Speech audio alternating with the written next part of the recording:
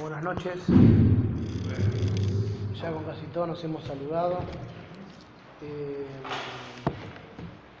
Hasta hace unos momentos no había decidido todavía sobre qué tema hablar. Es muy común, así me enseñaron, a no prepararme para una reunión salvo que me den un tema, sino estudiar la Biblia para que, llegado el momento, el Señor me guíe a compartir lo que Él quiere en determinado momento.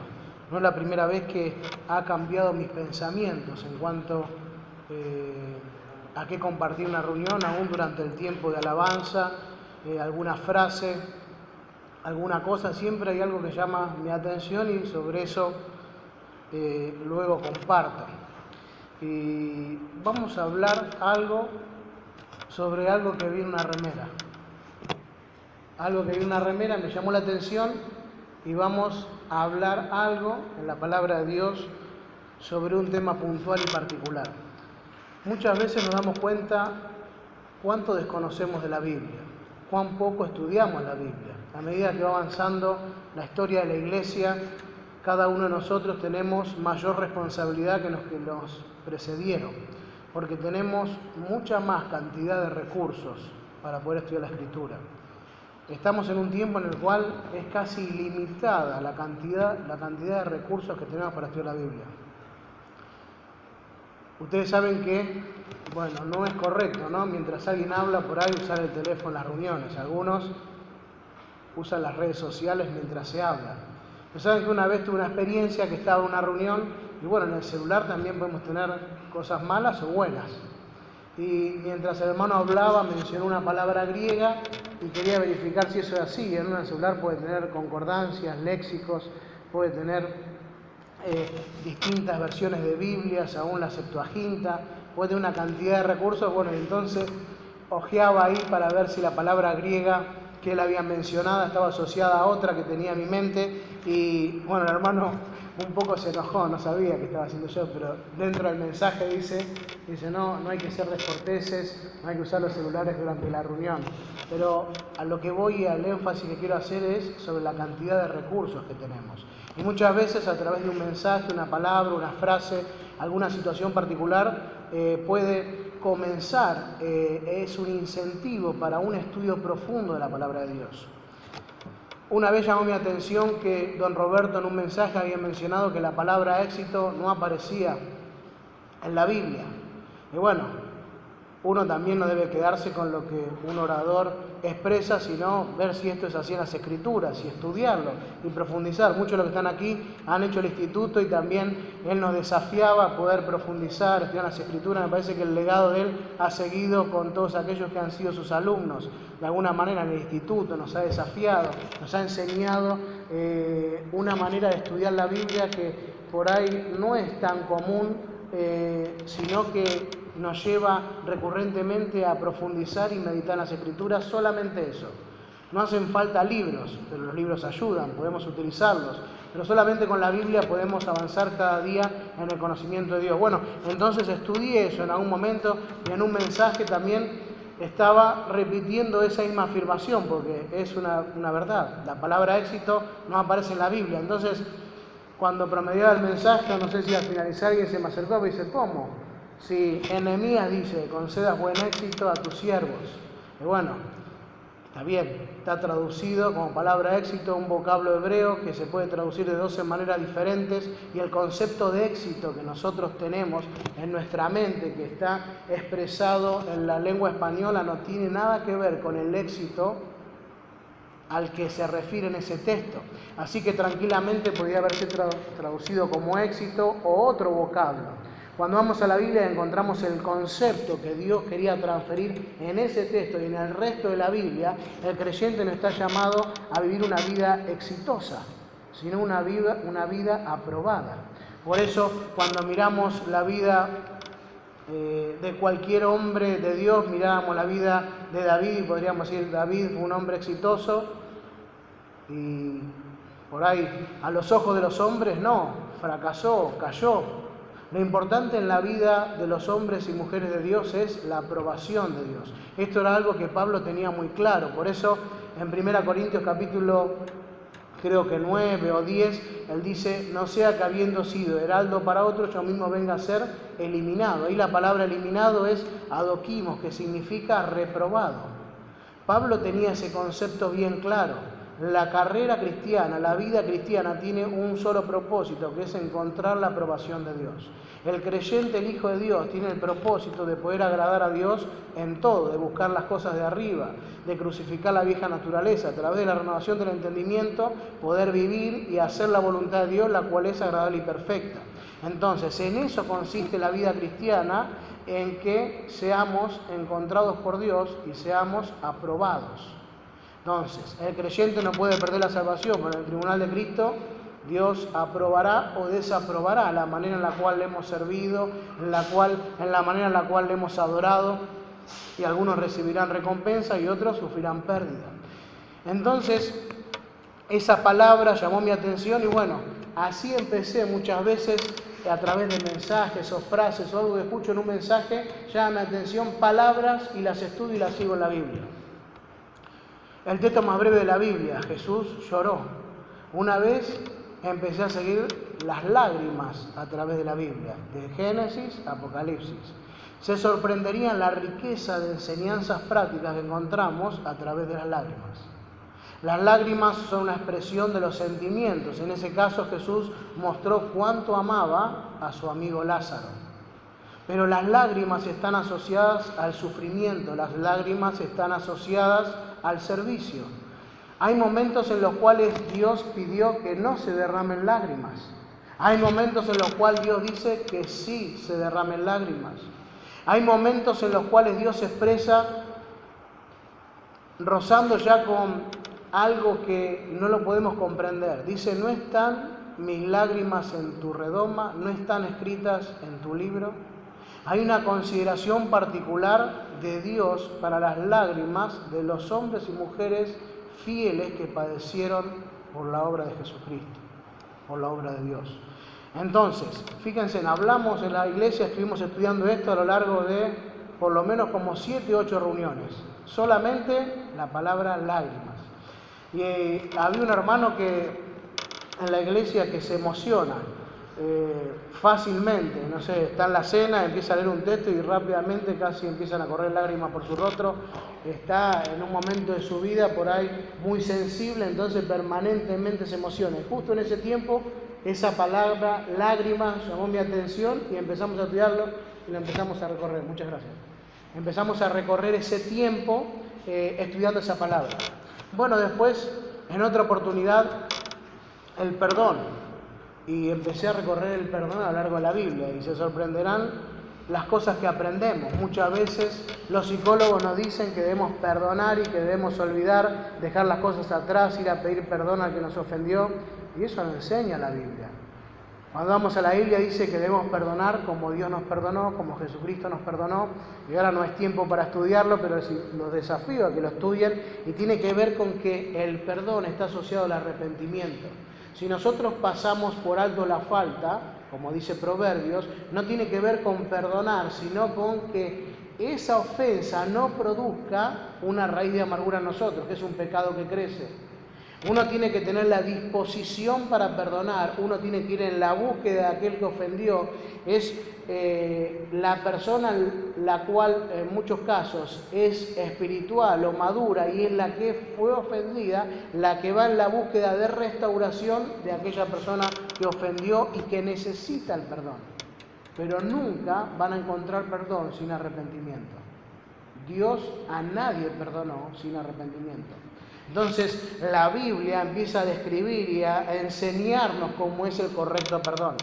Muchas veces pensamos que con el amor alcanza para restaurar y toda virtud en desequilibrio se convierte en pecado. El exceso de amor es pecado. Dios es un equilibrio perfecto, sus atributos están en perfecto equilibrio y su amor no está por sobre su justicia. Hay un equilibrio perfecto y nunca Dios, a pesar de ser soberano, va a cometer injusticia o desequilibrio en cuanto a la aplicación de sus virtudes, tanto como el amor, la misericordia, su benevolencia. Bueno, y así, ¿no? ¿Cuántas cosas? Una vez empecé a estudiar algo que ya estudiaron otros. Bueno, alguien como Spurgeon hizo varios volúmenes, Los Tesoros de David, y se basa en sus 75 salmos. Y bueno, empecé a repasar parte de los 75 salmos de David. Y no se imaginan las cosas que pude aprender. En primer lugar, a través de los salmos pude entender y tratar de ordenarlos cronológicamente. En la Biblia no tenemos un orden cronológico porque no sabemos la fecha precisa de escritura de los salmos. Sí sabemos que hay 75 salmos, sabemos que por lo menos hay casi 12 o 13 escritores diferentes del libro de los salmos, sabemos que son 5 los libros de salmos, sabemos cómo son sus divisiones, sabemos que en muchos de ellos encontramos expresiones de lo más elevado de la poesía hebrea, encontramos mucha riqueza literaria en cuanto a figuras, formas, hebraísmos. ¿Recuerdan en el instituto cuando veíamos paralelismos emblemáticos? ¿Se acuerdan que nos hacían hacer ejercicios? Me acuerdo que hasta un profesor nos hizo hacer un salmo, que nosotros pudiéramos realizar un salmo. Qué buena experiencia, qué forma práctica de inculcarnos el estudio de la Biblia. Bueno, entonces empecé a repasar y empecé a ubicar cada uno de los salmos, porque había un salmo de David que llamaba mi atención y no podía comprender. Era un salmo donde David estaba diciéndole a Dios que lo juzgue. Decía, júzgame, oh Dios, porque en mi integridad he andado. Parecía un David soberbio, parecía un David que estaba increpando a Dios, estaba desafiando a Dios para que revise su vida. Escudriñame mis íntimos sentimientos, emociones, escudriñame en lo íntimo, le decía a Dios. ¿Quién se atrevería a hablarle a Dios de esta manera? Bueno, y empecé a estudiar el Salmo y me di cuenta y traté de ubicarlo, y seguramente que ahora cuando diga esto ustedes lo ubicarán rápidamente. ¿Dónde ubicarían ese Salmo en la experiencia de David? Cuando su soberbia y su orgullo empezó a crecer. Cerca del momento en el cual estaba, en aquella azotea, en el patio, cuando había aquella mujer, cayó en pecado, deshonró a Dios, cometió un homicidio, en ese momento. Pero después vengo adelante y veo en el Salmo 8, un salmo donde David tiene un concepto tremendo de quién es Dios, quién es Él, quién es el hombre. Dice, ¿qué es el hombre para que tengas de él memoria o el hijo del hombre para que lo visites? Y ahí es interesante ver en el hebreo, usa dos vocablos diferentes. Aparece 2 veces la palabra hombre, pero son 2 vocablos diferentes. El primero tiene que ver con el concepto que encontramos en Génesis. En Génesis, por lo general, hay 3 vocablos que se traducen como hombre. Uno es Ish, otro es Gebel y otro es... bueno, no recuerdo, ahora 2. Ish, Gebel, y Adama. Adama tiene que ver con tomado de la tierra, de la arcilla, rojizo, pero Ish y Gebel tienen que ver con hombre, macho, y el otro tiene que ver con señor, dominador y poseedor. Ese era el concepto en el cual el hombre se desarrollaba en el huerto del Edén, donde Dios le había puesto, pero como consecuencia del pecado, el hombre perdió su lugar, perdió la armonía que tenía. Cuando en la Biblia encontramos imagen y semejanza, algunos se discuten en cuanto a esto, cómo debe ser eso, si es lo mismo, si no es, si son complementarios, qué representa una cosa y la otra. Y yo pienso por lo que la Escritura enseña, que cuando hablamos de imagen, hablamos de la transferencia de los rasgos de persona que Dios tiene en sí mismo y que transfirió al hombre cuando lo creó. Y eso tiene que ver con intelecto, emociones y voluntad. El hombre caído, el hombre sin Dios, el peor de los pecadores de este mundo, tiene intelecto, tiene emociones y tiene voluntad. La imagen de Dios no la perdió, pero uno va a decir, ¿cómo? ¿Vas a decir que esa persona tiene la imagen de Dios, un homicida? Sí tiene la imagen de Dios, pero lo que no tiene es la semejanza de Dios. Lo que el hombre perdió en el huerto de Edén es la armonía que había entre ese hombre, esa relación con Dios, la comunión con Dios, la armonía entre sus atributos. El hombre tenía una mente para poder conocer a Dios, una voluntad rendida para obedecerle y tenía los sentimientos, su corazón para amarlo. Entró el pecado y el hombre perdió esa armonía. Por eso, ¿qué pasa? Cuando el hombre nuevo, el nuevo nacimiento, cuando el hombre es regenerado, ¿qué pasa? Dice Dios. Tiene una nueva mente, un nuevo corazón y una nueva voluntad. Dice que Dios derrama su amor en nuestros corazones, el amor de Dios. Entonces, la persona regenerada, ¿qué diferencia tiene con una persona caída? Que vuelve a tomar, vuelve a estar en armonía con Dios y vuelve a recobrar esa semejanza perdida. La imagen siempre la tiene. Una persona creyente se aleja de la iglesia durante un montón de tiempo. ¿Y qué pasa? Deja de mostrar ese carácter de Dios en la vida, pero nunca pierde la relación con Dios. Entonces, hablamos de imagen y semejanza. Entonces, en ese concepto, en el huerto del Edén, como consecuencia del pecado, el hombre queda disminuido. ¿Y saben qué? David utiliza ahí el segundo término para hombre. Dice, ¿qué es el hombre para que tengas de él memoria? Me parece que ahí es Ish. Y después más abajo dice, y el hijo del hombre para que lo visites. Ahí hijo de hombre es Enous, significa pequeño y diminuto. Fíjense en el concepto que David tenía de sí mismo. Él sabía que el pecado lo había empequeñecido, lo había menguado y que necesitaba de Dios. Por eso, ese salmo seguramente que es cercano al momento en el cual David vence al gigante. Porque es un hombre pequeño y un Dios grande el que hace proezas. Entonces, fíjense cómo empezamos a ordenar. Desde ya que de alguna manera es un juego cronológico, porque no podemos dar una precisión, pero las palabras, la experiencia de David, los estados de ánimo de David. Después dijimos que ese momento en el cual David había pecado, rápidamente encontramos y empezamos a ordenar. Después de ese tiempo, después de que viene Natán, el profeta, y le dice que David había pecado, que había deshonrado, que él era el hombre que merecía la muerte. David dice, ese hombre merece la muerte, ese hombre eres tú. Denuncia su pecado, David es restaurado por Dios. Y durante ese tiempo en el cual David encubrió su pecado, encontramos distintos salmos, salmos penitentes, el 51, el 23, el proceso del perdón. David dice, mientras encubrí mi pecado, gemía, mis huesos estaban afectados, había consecuencias físicas de salud sobre la experiencia de David por encubrir su pecado, por ocultar su pecado, pero dice, confesaré mis pecados y mis iniquidades. Fíjense qué interesante. En ese proceso del perdón, David tuvo que arrepentirse, que transitar un proceso, y esto es muy importante para nosotros. Muchas veces cuando pudimos a Dios por perdón, oramos diciendo, Señor, perdona todas aquellas cosas malas que hice. Y hay iniquidades y pecados. Iniquidades es un concepto general de pecado, pero pecados es algo específico. Dios requiere de nosotros que específicamente reconozcamos nuestro pecado para no volverlo a cometer. Cuando uno reconoce específicamente el pecado, no va a estar todos los días pidiéndole a Dios que perdone el mismo pecado. Dice la Biblia, el que practica el pecado no ha conocido a Dios. Un verdadero creyente, si comete un pecado, se arrepiente de ese pecado. Arrepentimiento es no volverse atrás para no cometerlo de vuelta. Entonces, si realmente se arrepintió, no va a volver a Dios con el mismo fracaso. Fíjense en cuántos conceptos se empiezan a desprender. Y después llegamos a un salmo majestuoso. Para los eruditos dicen que es la mitad perfecta del Antiguo Testamento, el Salmo 103. Por eso dije que una palabra había llamado la atención y era la remera de Marcos, que habla de las águilas. Levantarán sus alas como águilas. Todo el Salmo 3 empieza con ese decálogo de la experiencia de la vida de David. Luego de la restauración, ahí dice, bendice alma mía a Jehová y no olvide ninguno de sus beneficios. Y hay 5 beneficios.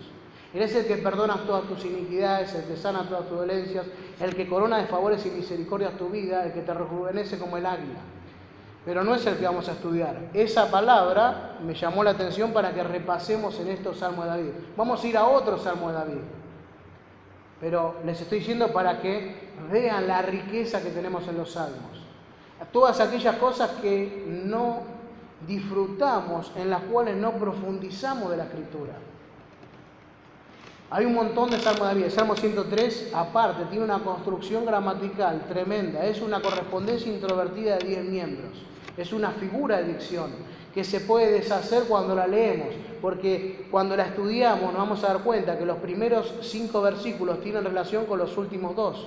Por eso una correspondencia introvertida se empieza a centrar hacia el medio, donde encontramos 5 miembros, 5 grupos de versículos que tienen relación con otros 5 grupos de versículos.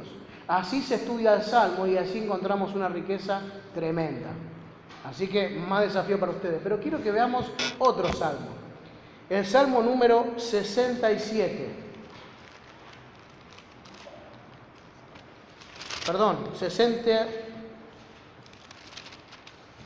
62, Salmo número 62.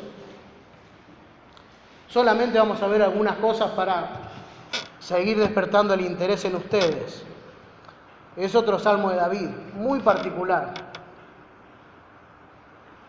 Y como todos sabemos, cuando vamos a estudiar un texto, cuando agarramos un capítulo, un libro o algo, hay algo que es importante. ¿Qué es? Cuando se repiten las palabras.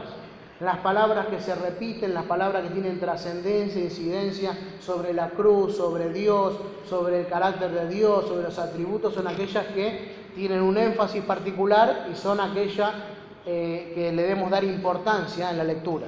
Salmo 62, versículo 1. En Dios solamente está callada mi alma. De Él viene mi salvación.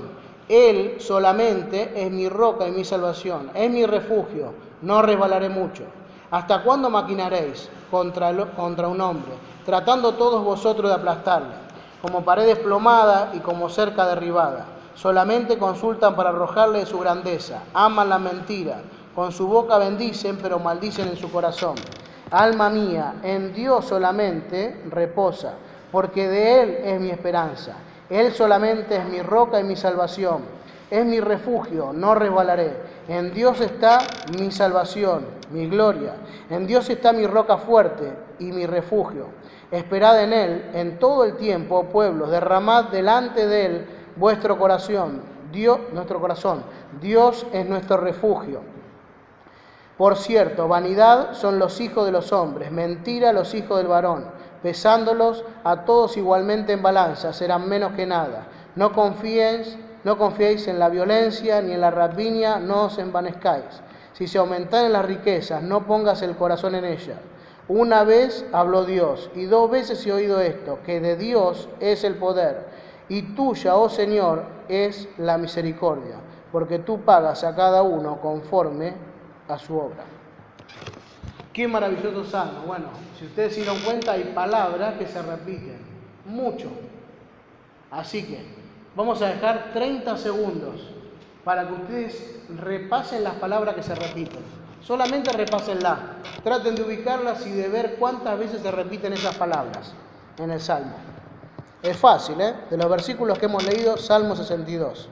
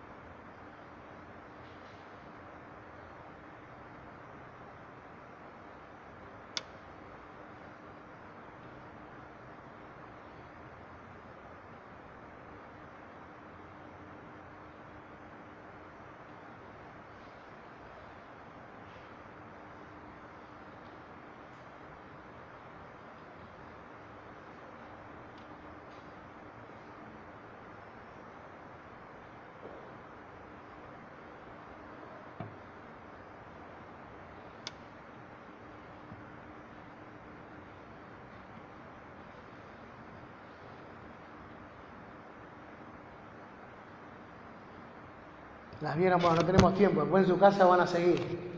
Les interesó, ¿no? Bueno. ¿Cuántas veces se encuentran que Dios es mencionado? A ver, algunos, tira un número. Si se equivoca, el que se equivoca aprende más. Así que no tengan miedo. A ver, Galo, ¿cuántas veces encontraste a Dios? No, Dios encontré uno en el versículo 1, Sí. versículo 5, versículo 7 y versículo 11. 4. 4 versículos. Bueno, ¿sabes cuántas veces aparece? 16.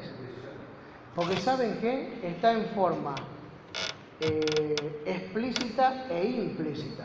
Cuando dice, de Él es el poder, ¿de quién está hablando? De Dios. Es Dios también que está representado ahí en ese Él. Ahí tenemos un problema que muchas veces aparece en la traducción, ¿no? Vieron que con el Espíritu Santo pasa lo mismo.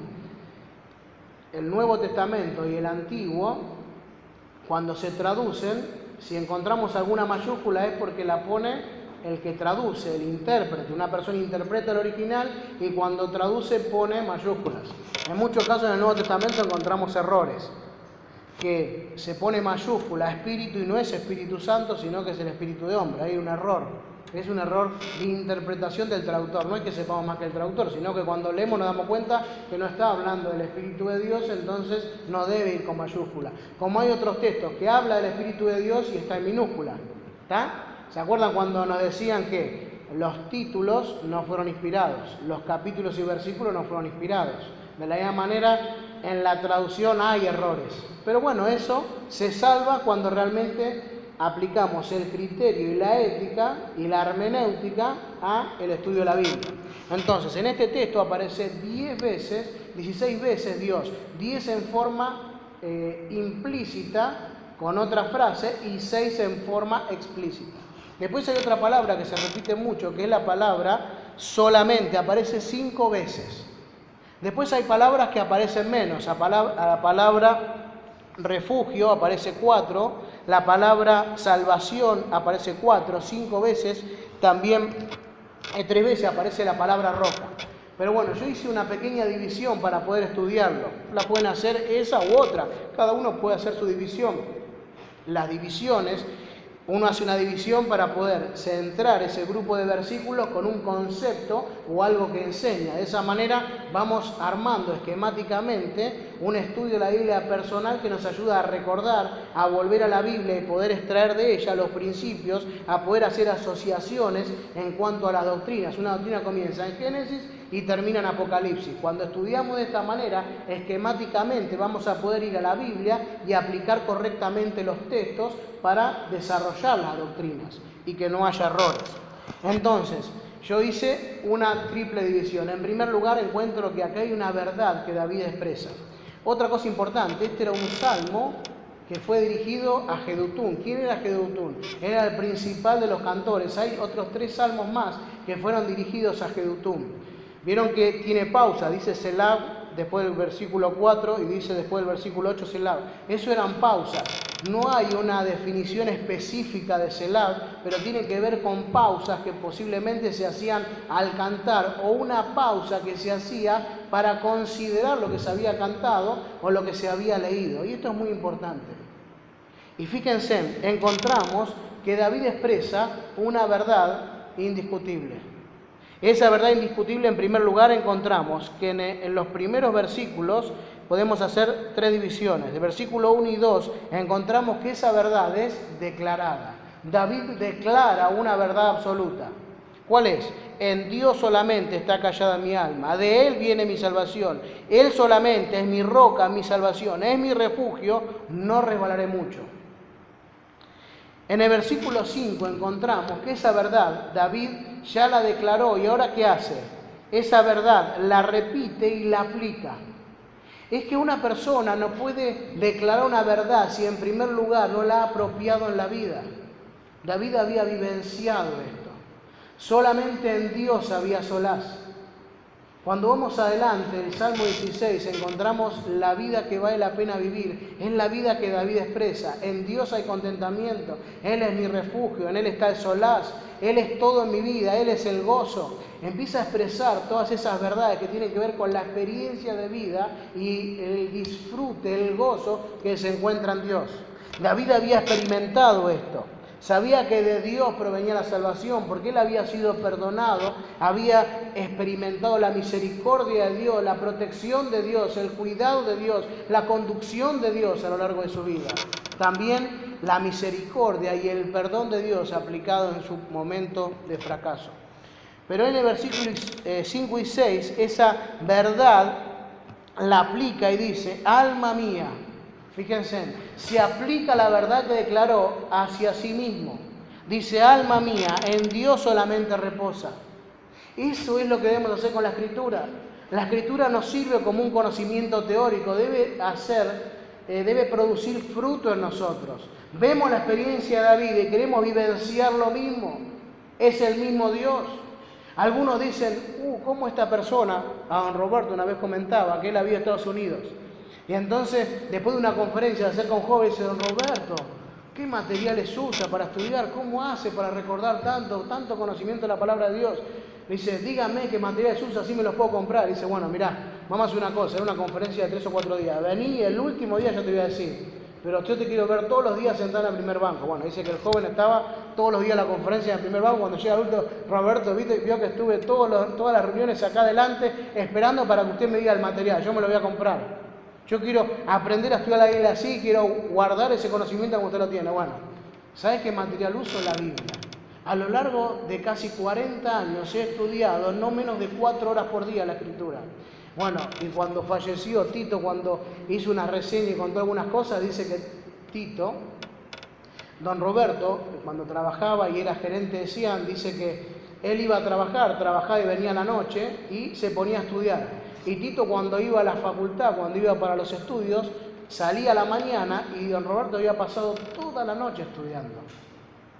Y eso es verdad, yo también lo pude vivenciar, lo pude ver. A veces que iba a la casa y decía: don Roberto, acostate. Y a veces nos quedábamos y le preguntaba algo y él enseguida sacaba el libro y hablábamos. A veces nos quedábamos hasta las 3 de la mañana, 4. Era un hombre de Dios que había tomado como premisa en su vida estudiar las Escrituras. Y aquel joven quería lo mismo. Bueno, eso requiere sacrificio, dedicación, tiempo, inversión. Ese era el manual. He conocido a otros hombres de Dios que también han hecho ese proceso. Un misionero, Clemente Antunovich, que era de Salta. Él no tenía libros, solamente Biblia en 3 idiomas: inglés, alemán y español. Y él todos los días se levantaba a la mañana, no sé a qué hora, posiblemente a las 5 de la mañana, porque una vez compartí una conferencia con él, y nunca pude ver cuando él se levantaba. Siempre que yo me levantaba, por más que sea lo más temprano, él ya estaba levantado. Y tenía las Biblias puestas en unas bolsas de nylon, guardadas en su bolso, y una franela. Ponía la franela en el piso, se arrodillaba sobre la franela y leía la Biblia arrodillado. Y en ese tiempo compartí con él experiencias de interpretaciones de Antiguo Testamento, de textos complicados de Ezequiel y tal. Y uno le preguntaba y él tenía respuesta para todos los textos.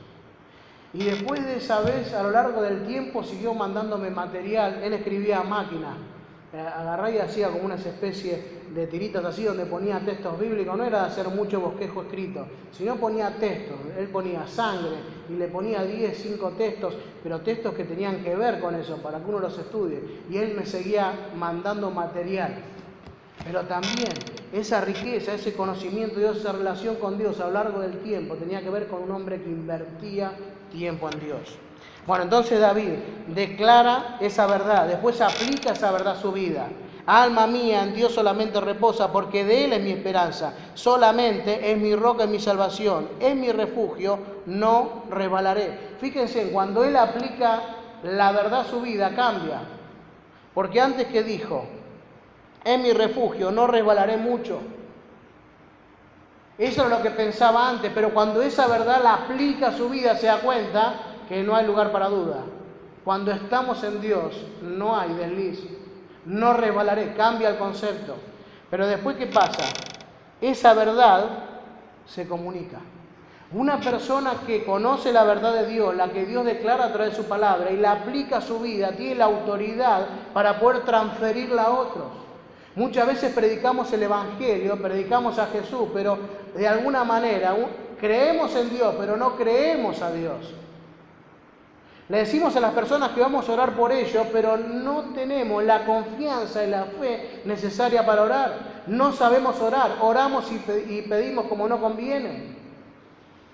Muchas veces hay personas que oran, dicen: no, miren, vamos a orar por esta persona que es un vecino mío, todo. El primer concepto de oración por una persona inconversa, aún un familiar, es que conozca a Dios. Que Dios nos utilice como instrumentos en medio de la angustia, del dolor, de la enfermedad, de la situación que sea. No es pedirle que sane su vida. Estamos equivocados. Si en la voluntad de Dios, Dios la sana, es correcto. Una vez una madre pedía por la salud de su hijo: Señor, sánalo. Y se dice que Dios lo sanó. Pero luego tuvo otro accidente peor y quedó en una condición peor de por vida. La soberanía de Dios está por sobre todas las cosas y debemos pedir como conviene, debemos pedir con entendimiento. Otra cosa para estudiar, las oraciones. Sigamos a Pablo y las oraciones de Pablo, aprenderíamos mucho. Bueno, pero la tercera vez David comunica esa verdad y dice el versículo 7, en Dios está mi salvación y mi gloria, en Dios está mi roca fuerte y mi refugio. Esperad en Él en todo el tiempo, oh pueblo, derramad delante de Él vuestro corazón, Dios es nuestro refugio. Esa palabra, la palabra refugio, es de la cual les quiero hablar. ¿Cómo les quiero hablar? Estamos hablando hace como una hora, ya cerramos. La palabra refugio no aparece una sola vez en el Nuevo Testamento. Ahora sí llame la atención, ¿no?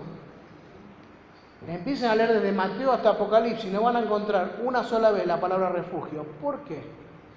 Hay 7 vocablos hebreos que se pueden traducir como refugio.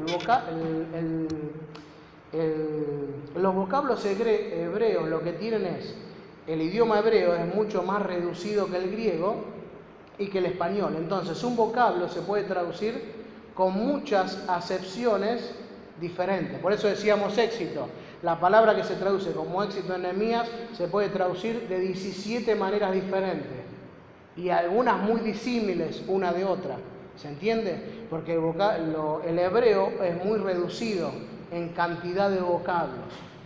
Entonces, aquí encontramos la palabra refugio que aparece 5 veces dentro de este salmo, 4 veces, y encontramos que también en este salmo aparece 62 veces en todo el Antiguo Testamento, la palabra refugio.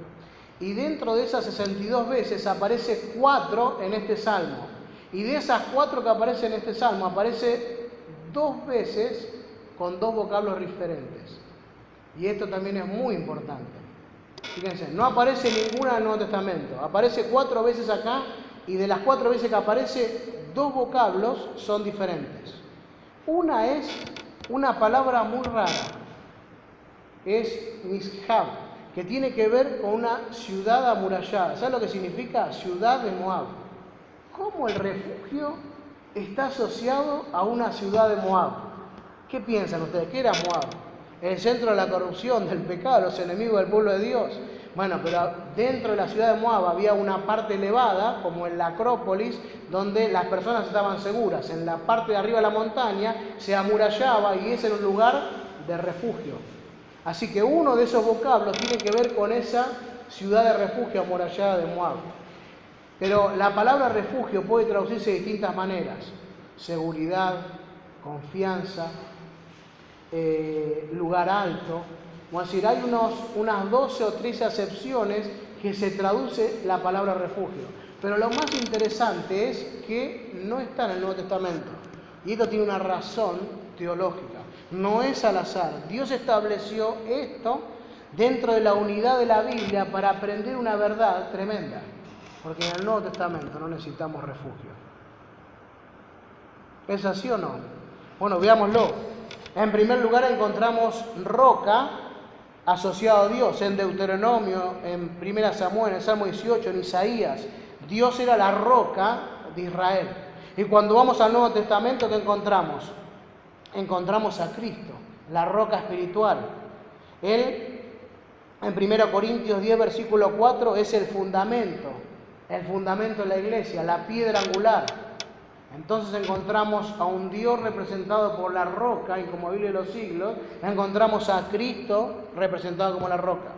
Y miramos atrás y vemos a Dios como el Salvador de Israel, Isaías 25:9. Y miramos el Nuevo Testamento y sin lugar a dudas no hay otro Salvador como el Señor Jesucristo. Pero cuando miramos el Antiguo Testamento, encontramos en Deuteronomio 33:27 que Dios es el refugio eterno de los siglos. David expresaba este concepto de Dios como el refugio. Ese refugio, ese solaz, ese lugar desde donde no se puede mover nadie. Pero cuando vamos al Nuevo Testamento encontramos que Cristo es aquel que provee eterna salvación a los que en Él creen. Cristo da una seguridad tal que no hay necesidad de refugio. No hay necesidad de cobijarse, de respaldarse en algo. Porque estamos seguros en su salvación. Él hizo una vez un sacrificio eficaz, una vez y para siempre. La sangre de Jesucristo, su Hijo, nos limpia de todo pecado. La Biblia dice que fuimos justificados por la fe y a través de esa fe tenemos paz para con Dios. Somos reyes y sacerdotes, nos ha puesto en una posición de santidad. Debemos buscar día a día esa santidad sin la cual ninguno verá al Señor, sin la cual ninguno disfruta de Dios. La salvación no se puede perder porque no depende de nosotros, sino de Dios. Ahí en el libro de los Hechos, el otro día también llamó la atención una palabra, la palabra tasa. Dice que el apóstol Pablo había señalado un día para ir a un lugar determinado para predicar el Evangelio. Y ahí dice, ha señalado un día, esa palabra señalar es tazo. ¿Qué quiere decir? Señalar de antemano. Pablo eligió un día en el cual iba a ir a un lugar determinado a hacer una tarea particular. Pero ¿saben qué es interesante? Que esa palabra aparece en un texto asociado a Dios. Y dice que Dios ha señalado para vida eterna. Ese Dios señaló de antemano para vida eterna. Y esa es la vida, que lo conozcan a Él, al único Dios verdadero, y a Jesucristo su Hijo. Esa es la verdadera vida eterna. No hay necesidad de refugio, no hay necesidad de ciudades de refugio, donde huir como consecuencia del pecado. Porque Cristo pagó por el pecado una vez y para siempre. Cada vez que pecamos en el tabernáculo del cielo, Dios mira ese propiciatorio donde estaban los querubines, figura del terrenal que se hizo en la tierra, que construyeron según la orden de Dios, pero ve la sangre de su Hijo. Esa sangre expiatoria es la que nos limpió de todo pecado. La palabra kafar significa cubrir. La sangre de Jesucristo nos cubrió y de esa manera Dios nos ve justos a través de Él. Qué interesante que para nosotros no haya refugio, porque sabemos dónde vamos, sabemos en quién hemos creído, sabemos que Él nos salvó, que esa sangre fue eficaz. Y dice que el Espíritu de Dios da testimonio a nuestro espíritu de que somos hijos de Dios. Dice la Biblia, justificados pues por la fe, tenemos paz para con Dios. Y seguimos enumerando y alcanzando una riqueza de conceptos que pertenecen a la iglesia, aquellos que somos hijos de Dios, que no conocemos, que descuidamos, que no valoramos. Cantamos canciones que dicen somos el pueblo de Dios, ¿sí? El pueblo espiritual. Pero no se confundan, el pueblo de Israel nunca llegará a ser hijo de Dios. Somos más que pueblo, somos hijos de Dios, coherederos del cielo. Israel tiene un lugar distintivo en la historia, en los siglos, entre las naciones. Pero la iglesia, nosotros, tenemos un lugar de preeminencia aún mayor. Y eso conlleva mayor responsabilidad. Para que cada uno de nosotros estudie las Escrituras con diligencia, con denuedo, para poder, como David, declarar la verdad, esa verdad que Dios declaró, apropiarla a la vida para luego comunicarla con autoridad, con poder y que las personas conozcan a Jesucristo, el único que provee un refugio que nadie puede dar. Por eso en el Nuevo Testamento no hay refugio, porque Cristo es nuestro refugio, la roca inconmovible de los siglos. Que Dios bendiga su palabra.